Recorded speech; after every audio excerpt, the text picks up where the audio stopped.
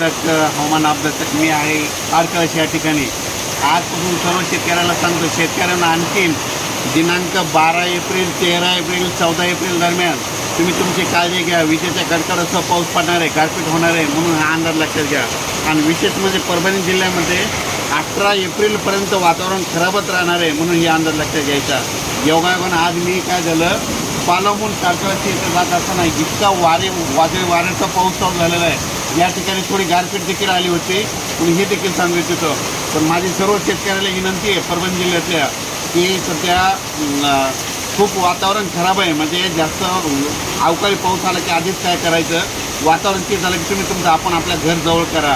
आणि विशेष म्हणजे सांगायचं झालं तर या म्हणजे आता हे जवळपास 12 एप्रिल ते 18 एप्रिल दरम्यान वारं जास्त राहणार आहे, त्याच्यामध्ये पाऊस पण जास्त राहणार आहे आणि विजेचं प्रमाण राहणार आहे.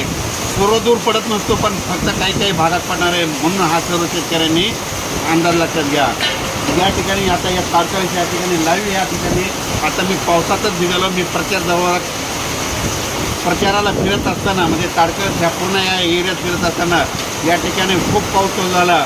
आणि विशेष म्हणजे या ठिकाणी पत्र देखील उडत असल्यामुळे आम्ही या तारकळस या ठिकाणी रोडवर गाडी उभा केलेली आहे. अचानक वातावरणात झालं तर परत एक निषेध दिलं जाईल. पण सर्व शेतकऱ्याला माझी विनंती की 18 एप्रिलपर्यंत तुम्ही तुमची हळद, कांदा सर्व काही झाकून ठेवण्याची तयारी ठेवावी. धन्यवाद.